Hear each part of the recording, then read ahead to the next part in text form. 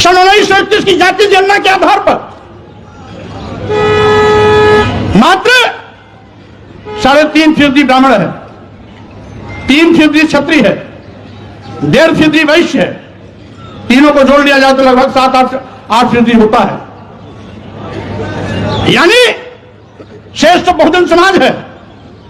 तो 8% लोग अपने बलबूते पर सरकार नहीं बना सकते हैं। उन्होंने हमारी बहुजन समाज की ताकत को तोड़कर हिंदू के नाम पर छट करके बहका करके अपना उल्लू सीधा करने का काम किया। यानी वोट देने के लिए हम हिंदू, वोट के लिए अनुसूचित जाति, अनुसूचित जनजाति और पिछड़े वर्ग का व्यक्ति हिंदू, लेकिन सत्ता में बैठने के बाद हम हिंदू नहीं रह जाते। अगर सत्ता में बैठने के बाद भी ये हमें हिंदू मानते तो अनुसूचित जाति के आरक्षण को खत्म नहीं करते, अनुसूचित जनजाति के आरक्षण को खत्म नहीं करते, पिछड़े वर्गों के आरक्षण को खत्म नहीं करते। इसका मतलब है हिंदू एक धोखा है। और वैसे भी 1995 में माननीय सर्वोच्च न्यायालय ने अपने आदेश में कहा था हिंदू कोई धर्म नहीं, ये लोगों के जीवन जीने की एक शैली है।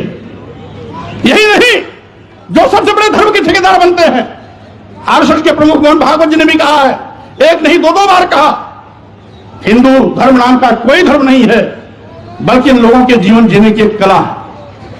देश के माननीय प्रधानमंत्री जी ने भी कहा, माननीय मोदी ने भी कहा, हिंदू धर्म नहीं है। और अभी 1-2 महीने पहले माननीय गडकरी जी ने भी कहा, एक मीडिया कॉन्क्लेव में कहा। लेकिन इन लोगों के कहने से किसी की भावना आहत नहीं होती है। अगर स्वामी प्रसाद मौर्य कह देते हैं हिंदू धर्म नहीं है बल्कि एक धोखा है, और जिसे हम हिंदू धर्म कहते हैं वो कुछ लोगों के लिए धंधा है। जब हम कहते हैं कि ये कुछ लोगों के लिए धंधा है, तब पूरे देश में भूचाल मच जाता है।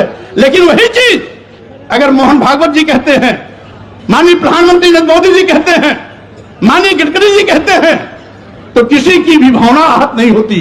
अगर वही चीज स्वामी प्रसाद मौर्य कह देते हैं तो लोगों की भावना इतनी कमजोर होती है कि उनकी भावनाएं आहत हो जाती। क्या विडंबना है। माननीय सर्वोच्च न्यायालय ने 1995 में कहा तो किसी भी धर्माचार्य ने कोई टिप्पणी नहीं की, लेकिन अगर वही चीज स्वामी प्रसाद मौर्य के मुंह से निकल जाती है तो पूरे देश में एफआईआर की झड़ी लग जाती है। क्या विडंबना है। आखिर हम क्या कहते हैं, हम तो वही कहते हैं जो भारतीय संविधान कहता है। अनुच्छेद 614 में सब क्लास में स्पष्ट है कि वर्ण, धर्म, वर्ण, जाति, लिंग, जन्म स्थान के आधार पर किसी के साथ कोई भेदभाव नहीं किया जा सकता। अगर भेदभाव नहीं किया जा सकता तो सत्ता में बैठे हुए लोग आज खुल्ला हमारे साथ सतला व्यवहार क्यों कर रहे हैं। भारतीय संविधान द्वारा दिया गया अधिकार छीनने का पाप क्यों कर रहे हैं, आरक्षण खत्म क्यों कर रहे हैं, संविधान को निष्प्रभावी क्यों कर रहे हैं, लोकतंत्र को खत्म करने का दुस्साहस क्यों कर रहे हैं।